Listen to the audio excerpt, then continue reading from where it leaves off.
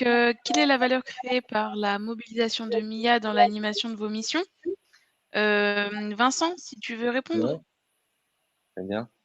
Ben, Mia, ça a une valeur importante au sens où déjà c'est un outil qui est visuel et, euh, et ça a une force énorme en fait parce que les messages passent beaucoup plus vite et puis je pense qu'ils restent aussi davantage.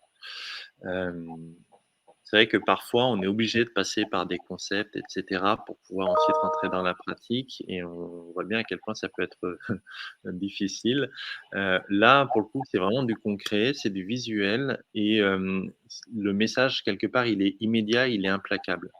Tout à l'heure, on disait, bien souvent, il se fait beaucoup plus de choses que ce qu'on pense. Il y a beaucoup plus de ressources disponibles, mobilisables que ce qu'on imagine. Ça, j'ai presque envie de dire, c'est systématiquement vrai. C'est-à-dire qu'on sous-estime un peu nos territoires, la capacité d'initiative qu'il peut y avoir, la richesse des ressources qu'il peut y avoir. Et donc ça permet effectivement de porter un regard nouveau, un éclairage nouveau. Je disais tout à l'heure, l'impatience et le côté je vais rien apprendre dans votre diagnostic. Bon, bah, quand on en passe par là, effectivement, on en revient puisque on a appris des choses, on a découvert, on a posé un autre regard sur le territoire.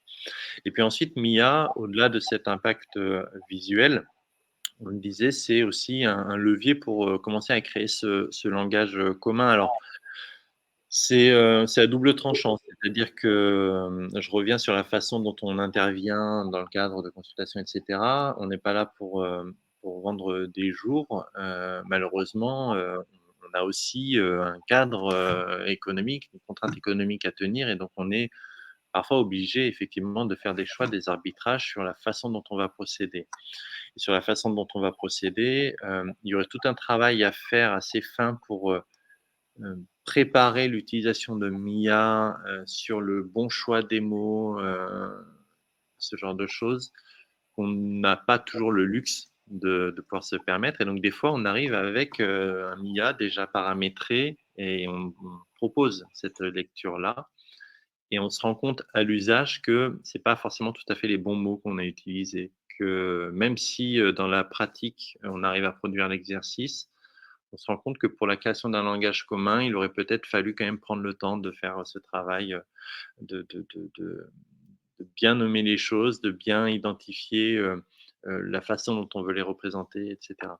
Donc, pour le coup, si on a le temps, je trouve que Mia peut être un très bon outil aussi pour structurer cette phase-là, qui peut être assez importante pour la suite. Et puis après, bah, Mia, c'est aussi l'occasion de dire, justement, quand on va partir, vous avez un livrable qui n'est pas un rapport qui va servir à caler une étagère, mais vous avez un livrable qui est vivant. Et ça, c'est quand même super chouette parce que ça veut dire que non seulement vous avez pu avoir besoin de nous parce que vous allez avoir les clés méthodo entre les mains, mais en plus, vous avez un outil qui vous permet de continuer à travailler ensemble et à actualiser en permanence ce travail qu'on a engagé collectivement. Donc, vous avez vraiment tout ce qu'il faut pour faire vivre la démarche et la porter dans le temps. Ce qui est clairement pas le cas quand on remet un diapo avec des fiches actions, etc. Alors, je dis pas que parfois il faut pas le faire en parallèle. Moi, je trouve que si on pouvait petit à petit s'en passer pour être sur un outil vraiment effectivement, où on a joué le jeu de le paramétrer à fond et de le renseigner à fond pour s'appuyer strictement sur cet outil-là, je pense qu'on ferait effectivement un grand pas en termes d'efficacité et en termes de capacité à générer de l'engagement par rapport aux différents acteurs. Merci Vincent. Elisabeth, si tu veux réagir à ton tour. Bon, hein, comme d'hab, d'accord avec Vincent, hein, comme ça c'est fait. Après, j'imagine que si on n'avait pas des tonnes de points communs dans notre pratique, on ne se retrouverait pas à être des consultants qui utilisent MIA. Donc voilà, c'est pas hyper étonnant qu'on soit pas hyper dans la confrontation. J'insisterai effectivement sur le fait que vu qu'on a tous cette spécificité de travailler avec des acteurs multiples de cultures différentes, la représentation graphique et cartographique est effectivement une espèce de petit miracle pour dépasser les différences de culture professionnelle et de langage, et c'est vraiment utile. Le fait que la représentation de l'écosystème est aussi effectivement un bon moyen de bien visualiser les acteurs multiples et leurs liens. ce qui effectivement facilite le diagnostic, aussi le basculement en mode projet, aussi la découverte d'à quel point c'est beaucoup plus riche que ce qu'on pensait au départ, donc tout d'accord. Ce qui est pratique aussi sur MIA, c'est la partie portefeuille de projet. Moi, je trouve vraiment très bien faite pour faciliter l'élaboration participative des fiches actions dans le cadre du plan de gestion, c'est-à-dire le fait d'avoir des fiches en ligne dans lesquelles chaque personne en charge de telle ou telle partie peut venir contribuer directement pour avoir eu l'immense plaisir d'échanger des documents Word, plus personne ne sait sur quelle version on parle et tout. Si jamais tu peux mettre, Laura, brièvement la diapo où on voit les chemins de Saint-Jacques-de-Compostelle. Alors, j'emploierai pas le terme compliqué parce que ça agace souverainement les gens qui gèrent, mais ça, c'est un site du patrimoine mondial. C'est en fait les chemins de Saint-Jacques-de-Compostelle en France, sauf qu'au lieu d'être une cathédrale ou un canal du Midi, et encore le canal du Midi, bon courage, ce sont 78 composantes réparties sur 10 des 13 régions françaises. Une partie sont des cathédrales qui sont propriété de l'État, le reste sont des églises ou des anciens hôpitaux ou hospices de pèlerins qui sont propriétés en général des communes. Donc ça va de... il y a la Tour Saint-Jacques à Paris, en termes de membres de l'association des biens qui gèrent les chemins de Saint-Jacques, jusqu'à une commune qui a 90 habitants, je crois. Voilà le grand écart que ça représente, d'essayer de mettre en place un plan de gestion là-dessus. Inutile de vous dire que sans une solution en ligne de suivi d'un portefeuille de projet, ce serait absolument ingérable. Et voilà, ça va être un outil qui va être vraiment utile pour ça, pour faciliter aussi la mise en œuvre. Ce qui est bien aussi, moi dans le cadre de l'UNESCO, on doit envoyer le plan de gestion une fois qu'il est finalisé, on doit l'annexer à un certain nombre de délibres de collectivités, on doit l'annexer à un arrêté préfectoral et on doit l'envoyer au Centre du patrimoine mondial de l'UNESCO. Donc à un moment, nous, on est obligé d'exporter et on est en train de travailler avec les techniciens de MIA à la facilitation de cette fonction d'export qui leur a pas été très utile jusqu'à maintenant, parce que quand on pilote vraiment du projet de territoire, on n'en a pas besoin. Mais nous, quand on a besoin donc de produire à un moment un document pour pouvoir le déposer ou l'annexer, c'est une fonctionnalité qu'on est en train de faire, de finaliser ensemble. Donc ça, c'est vraiment important. Et après, pour l'apport de MIA dans mon métier de consultante en général, parce que je pense que c'est important, ce qui est intéressant aussi, c'est que moi, ça m'a rien coûté de faire appel à MIA. J'ai pas dû acheter une licence ni rien de tout ça. J'ai intégré MIA dans ma réponse à l'appel d'offres pour les chemins de Saint-Jacques-de-Compostelle. À la fois le coût de la licence et le coût des jours de mise à disposition, déploiement, personnalisation par rapport aux spécificités des chemins de Saint-Jacques. Et du coup, ce surcoût, entre guillemets, de MIA est largement compensé par les jours que j'ai pu enlever dans la partie diagnostic, parce que je sais que ça va aller qu'un soit plus vite grâce à ça. Dans la partie passage en mode projet, évidemment, ça évite donc, j'en parlais tout à l'heure, le suivi bien pénible des documents multiples pour les fiches actions. Donc, la proposition, elle est au moins autant compétitive financièrement que si j'avais voulu tout faire toute seule. Sauf qu'en fait, comme je l'ai vu dans la carte, et j'espère que vous l'avez vu aussi, j'aurais jamais réussi à tout faire toute seule sans un outil de facilitation.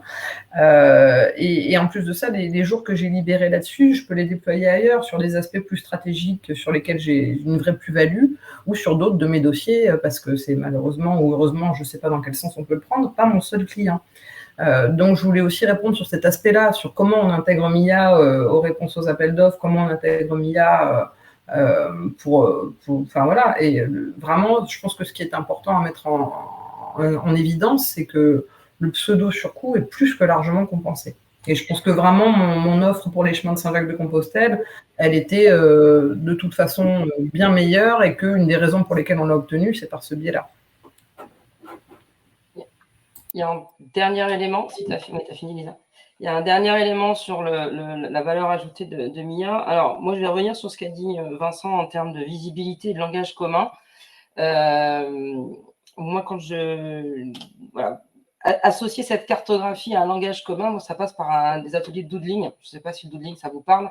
C'est de la création de... En fait, on choisit des éléments de langage et on y associe, on fabrique ensemble un picto. Et du coup, c'est extrêmement parlant parce que derrière les mots, on ne met pas toujours les mêmes choses. Parce que tu parlais des catégories, tu parlais de plein de choses comme ça là, dans la plateforme. Et oui, il y a un premier débroussaillage où on commence à cartographier avec Mia et on commence à faire des choses. Et puis en cours de route, on se pose un peu et on fabrique un langage commun à partir de mots et de pictos. Et ça donne une vraie spécificité au territoire et au projet. C'est-à-dire que c'est vraiment quelque chose où chaque projet est unique parce que chaque picto, chaque langage est très spécifique. Et ça permet absolument d'avoir un langage commun, les mots ne suffisant pas, le picto associé, voilà. C'est la première chose. La deuxième chose, pour rebondir sur ce que tu disais, Lisa, il y a évidemment la carto, il y a évidemment le pilotage. Il y a pour moi, pour l'ensemble des acteurs, une énorme plus-value en dehors du coût intégré, etc. C'est la communication. On a un logging simplement de lecteurs. On a les extractions potentielles, on a en tout cas un partage du travail qui est fait et de la montée en puissance qui est essentiel pour les acteurs pour montrer ce qu'ils font et donner à voir, notamment pour les collectivités, mais pas que, c'est essentiel. Et du coup, ça simplifie cette partie de communication. Elle est extrêmement ludique, elle est manipulable et c'est une vraie valeur ajoutée pour les acteurs de ces projets-là que de pouvoir communiquer simplement et rapidement et de faire partager Ouais. ça.